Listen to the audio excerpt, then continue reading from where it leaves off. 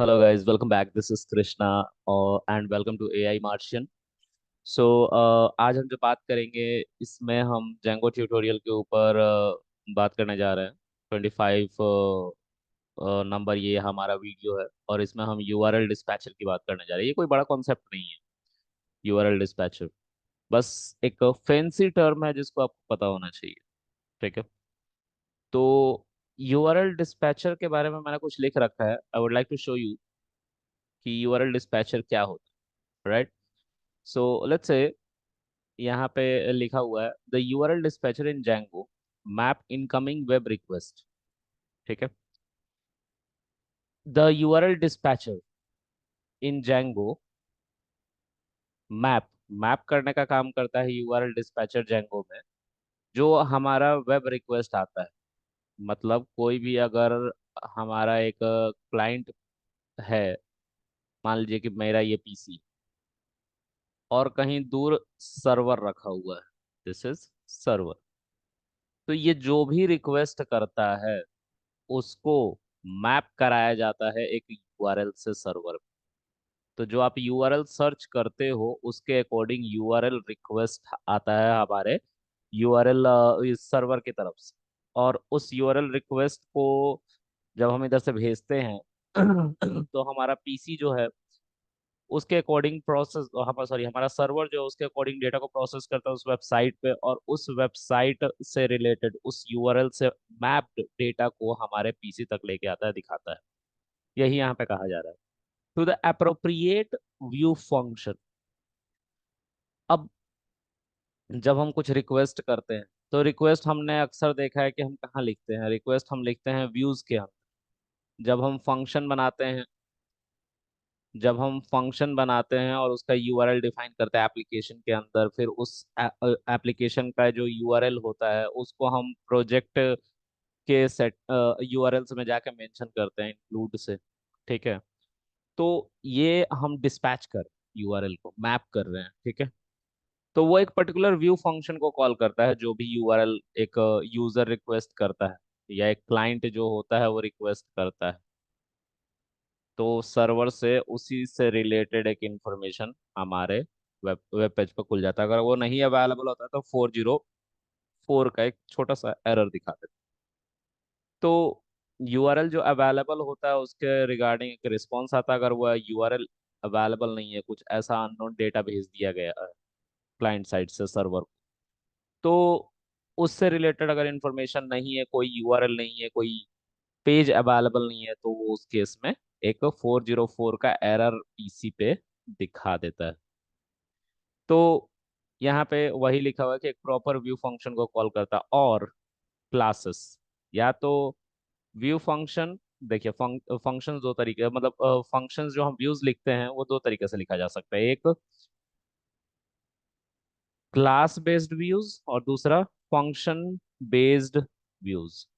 तो function based views हमने अभी तक जो भी लंबी क्लासेस ली हैं जिसमें हमने ऐप लेबल टेम्पलेट्स को बनाया, प्रोजेक्ट लेबल टेम्पलेट्स को बनाया, या प्रोजेक्ट कैसे सेटअप करते हैं उसको बनाया, उसमें कुछ फंक्शंस बनाए, तो उसमें हमने फंक्शन बेस्ड का ही अभी तक यूज किया। हम क्लास बेस्ड का भी यूज करेंगे लेकिन अभी नहीं, उस सेशन के बाद। तो फंक्शन बेस्ड व्यूज की हम बात कर रहे हैं।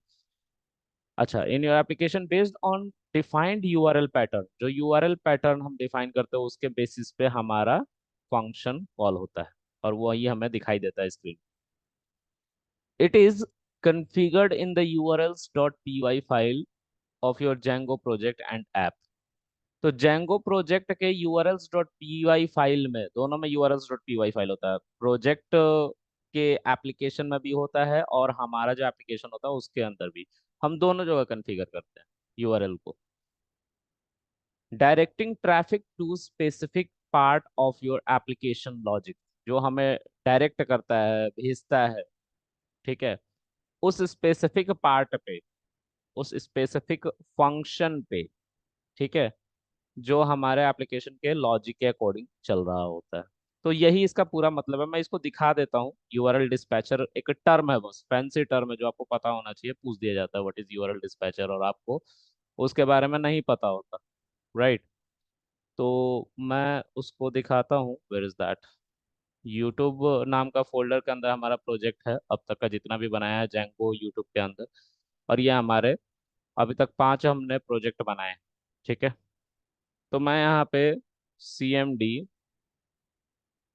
और कोड स्पेस डॉट एंटर करूंगा तो ये हमारा VS कोड में खुल जाता है, पूरा का पूरा फोल्डर। और इसमें मल्टीपल प्रोजेक्ट्स हैं। तो हमने रिसेंट जो था AI मार्शन 5 बना रखा था। अब यहाँ पे देखिए, ये हमारा एक ऑर्डर जो था वो ऐप है, और प्रोडक्ट भी हमारा एक ऐप है, दोनों ऐप। तो इस ऐप में जो आपने URL लिखा है, ठीक है, तो ये URL आपने कॉन्फ़िगर किया राइट ऐप लेवल पे। और इसको आपने जो मैप कराया है, वो मैप कहाँ कराया है, तो मैं सब कुछ कट करके फिर से दिखाऊंगा, 1 सेकेंड। बस इस URL को छोड़ेंगे, ये URL है। अब इसको आपने मैप किया इस व्यू फंक्शन से। मैं इस व्यू को भी यहाँ साइड में ओपन कर देता हूँ। और यहाँ पे देखिए ध्यान से, यहाँ पे ये जो प्रोडक्ट URL है, और ये जो प्रोडक्ट फंक्शन है, ये प्रोडक्ट फंक्शन आ रहा है व्यूज से। किसके व्यूज से? तो एप्लीकेशन के व्यूज। ठीक है। अब जब ये प्रोडक्ट फंक्शन कॉल होता है तो व्यूज के अंदर प्रोडक्ट को सर्च किया जाता है, और ये प्रोडक्ट देखिए यहाँ पे आपने मेंशन कर रखा है। तो ऐसे ये मैप किया हुआ लॉजिक जो हमने मैप किया है उसकी बात कर रहा है। ठीक है। अब इसको, ये जो प्रोजेक्ट का URL है, 1 सेकंड गाइस, ये थोड़ा सा गलत जा रहा है। ये आपका प्रोजेक्ट है, ये प्रोजेक्ट का URL। ठीक है, मैं इसको भी ओपन करता हूँ। ठीक है, सब एक साथ दिखाने की मैं कोशिश करता हूँ इस पे स्क्रीन पे। तो 1 सेकंड गाइस। और इस URL को भी मैं दिखाना चाहता हूँ, व्यूज को भी दिखाना चाहता हूँ। तो यहाँ पे हमारा सब कुछ आ गया है। ठीक है। अब क्या होगा, यहाँ पे जो URL हमने डिफाइन किया है प्रोडक्ट, तो सबसे पहले इस ऐप में चलते हैं। मैं फिर से सब कुछ क्लियर करता हूँ, फिर से इसको बताता हूँ। इस ऐप में जब आप आओगे, ऐप के URL में ये AI मार्शियन 5, उसके अंदर URLs बना हुआ है, तो ये ऐप प्रोजेक्ट का URL। ये प्रोजेक्ट का जो URL है, इसके अंदर आपको मिल जाएगा अ, ये ऐप 2। ठीक है। ये ऐप 2 के आगे जब हम इस प्रोडक्ट को कॉल करते हैं स्लैश लगा के, तो ये इंटरनली इसको कॉल करता है। अब ये कहाँ है, तो ये व्यूज में रखा हुआ है। व्यूज किसके व्यूज में रखा हुआ है, तो प्रोडक्ट के अंदर रखा हुआ है। प्रोडक्ट नाम का जो आपने ऐप बनाया उसके अंदर रखा हुआ है, तो ये यहाँ से इसको कॉल करता है।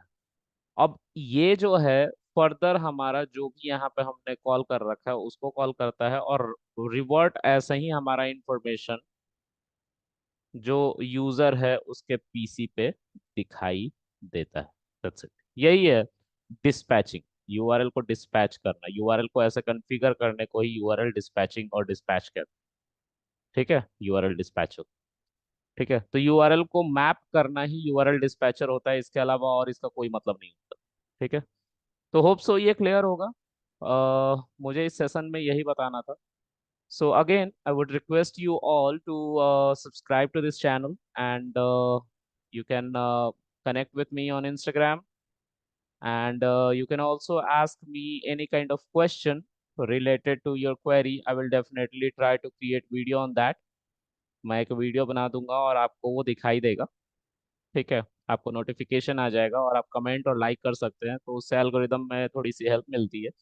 तो जो भी मैं वीडियोस या नोटिफिकेशन डालूंगा उसका नोटिफिकेशन आपको मिल जाएगा। ठीक है। तो आप मुझे इंस्टाग्राम पे फॉलो कर सकते हैं, टेलीग्राम पे फॉलो कर सकते हैं। You simply have to search by this ID। Okay. और you can also email me on my email that's mentioned there, Telegram channel again I mentioned here, और इंस्टाग्राम। ओके। सो डिस्क्रिप्शन में भी आपको इनका link मिल जाएगा। You can click on that and you can connect with me over there on Instagram और LinkedIn or whatever detail mentioned here, right? So hope so you like this video guys, and please like, share, subscribe once again. Thank you guys, thank you to see this channel AI Martian. Thank you very much.